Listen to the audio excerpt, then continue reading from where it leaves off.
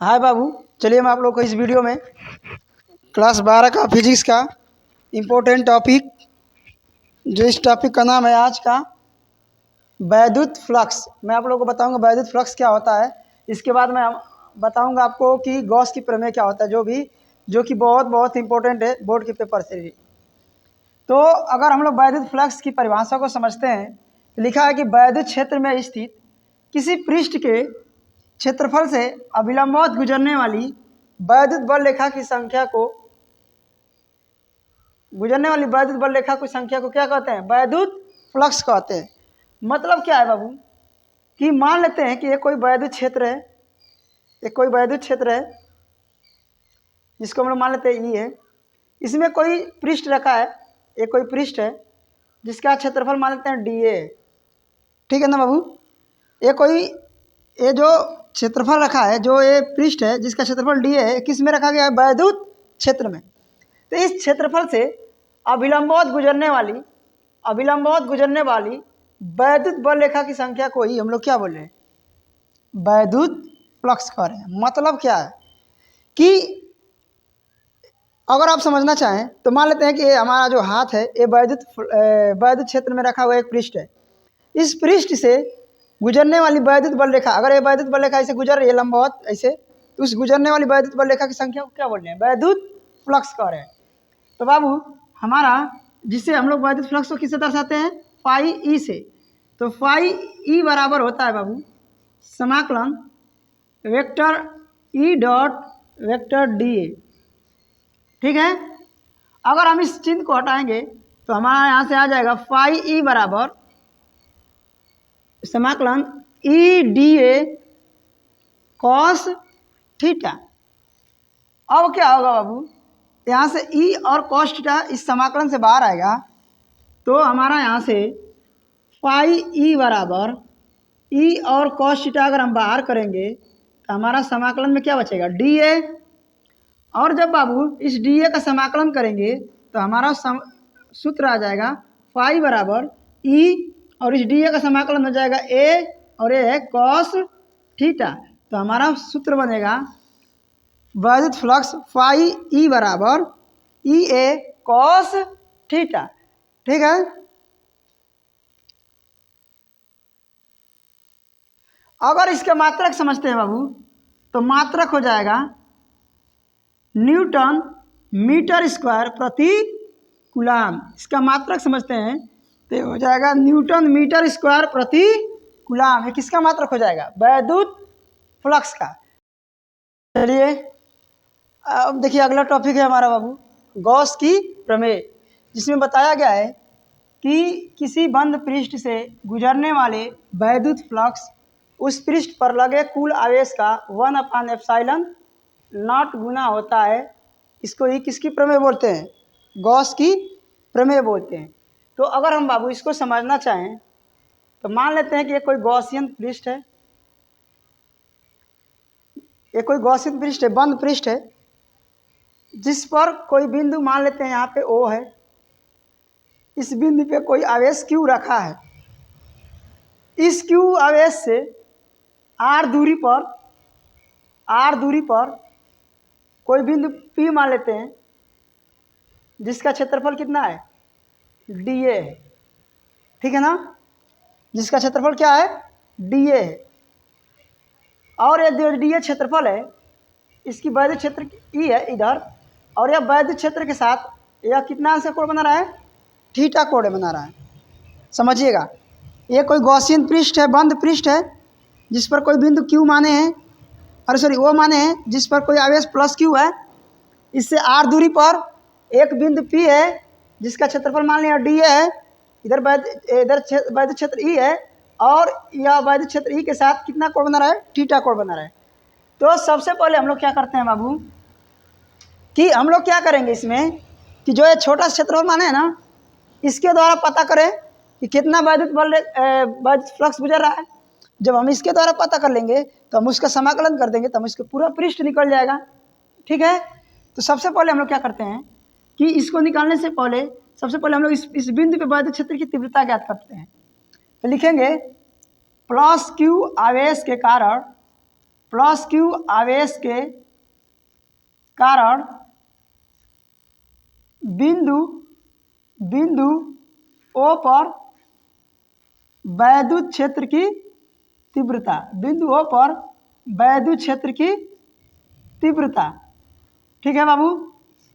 अब यहाँ से क्या करते हैं, जब हम इस बिंदु पर वैद्युत क्षेत्र की तीव्रता ज्ञात करेंगे तो हम लोग वैद्युत क्षेत्र की तीव्रता का सूत्र बताए थे पिछले वीडियो में कि होता है E बराबर 1/4 पाई एप्सिलॉन Q अपान R स्क्वायर, और इसको हम लोग मान लेते हैं समीकरण 1।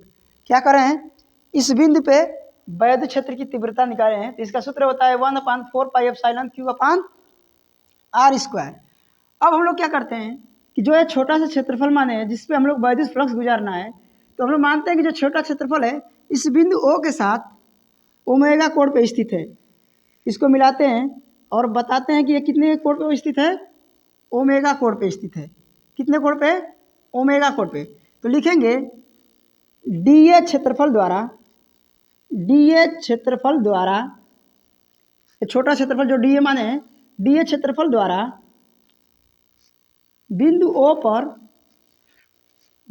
पर बना घन कोण बराबर, बना घन कोण डी ओमेगा बराबर, ये होता है बाबू, इसको याद रखना है, DA cos theta upon R square.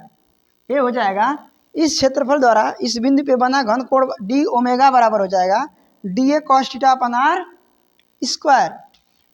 अब हम लोग क्या करते हैं बाबू, इस छोटे से क्षेत्रफल द्वारा गुजरने वाले वैद्युत फ्लक्स निकालते हैं। तो लिखेंगे छोटे से क्षेत्रफल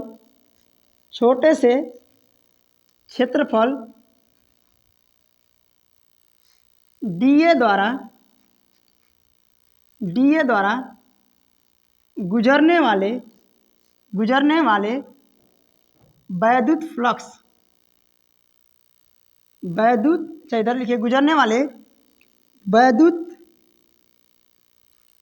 फ्लक्स, तो हो जाएगा गुजरने वाले वैद्युत फ्लक्स डी फाई ई, यानी डी का मतलब छोटा मान लिए हैं, डी फाई ई बराबर हो जाएगा बाबू vector E dot vector D. जब इस वेक्टर को हटाएंगे तो हम आपको बताए थे कि क्या लिखेंगे, ये हो जाएगा E D A cos theta. क्या लिखेंगे, E D A cos theta. अब यहाँ से क्या करेंगे कि यहाँ से ई का मान, यहाँ पे हम लोग क्या करते हैं, यहाँ से ई का मान कितना दिया, 1/4 पाई एप्सिलॉन नॉट, तो यहाँ से रखते हैं। अब इस फिगर को मिटा करके इधर हल करते हैं बाबू। तो अगर हम यहाँ पे ई का मान रखते हैं तो हो जाएगा डी फाई ई बराबर, ई का मान कितना रखना है, 1/4 पाई एप्सिलॉन Q अपान R स्क्वायर, और ये है DA कॉस थीटा। अब यहाँ से क्या हो जाएगा बाबू, अगर हम लोग इसको लिख लेते हैं डी फाई ई बराबर, ये हो जाएगा, अगर हम इसको यहाँ पे लिख देते हैं Q और नीचे लिख देते हैं 4 पाई एप्सिलॉन, और इसको इसके साथ लिखते हैं DA cos theta upon R square. देखिए Q इधर चला जाएगा, Q से उधर गुणा कर देंगे, कोई दिक्कत होगा, तो बस हम इस Q को इधर अलग लिख दें, Q एक कम Q और 4 पाई एप्सिलॉन नॉट, और इस वाले को अलग लिखें DA cos theta upon R square. और DA cos theta upon R square को हम लोग क्या लिख सकते हैं बाबू, डी ओमेगा। तो यहाँ से हमारा डी फाई ई बराबर मान हो जाएगा Q अपान 4 pi epsilon D omega, D omega. तो इस छोटे से क्षेत्रफल द्वारा गुजरने वाला वैद्युत फ्लक्स कितना है बाबू, Q अपान 4 पाई एप्सिलॉन डी ओमेगा। और हमको संपूर्ण पृष्ठ से निकालना है, तो लिखेंगे संपूर्ण पृष्ठ से गुजरने वाले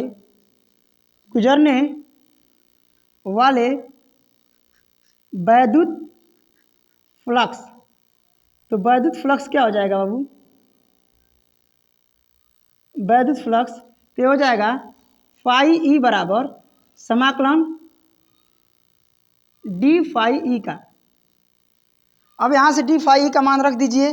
तो इसको अगर हम इधर से मिटाते हैं, क्योंकि आप लोग इधर नोट कर लिए होंगे, डी फाई ई बराबर, यहाँ से मान रखिए, कितना मान रखना है, समाकलन क्यू अपान 4 पाई एप्साइलन, एप्साइलन ये हो जाएगा, और क्या है, डी ओमेगा। अब यहाँ से क्या करेंगे, फाई ई बराबर हमारा आ जाएगा, एक कॉमन चीज़ है इसको बाहर कर लेंगे, क्यू अपान 4 पाई एप्साइलन, तो समाकलन में क्या बचेगा, डी ओमेगा।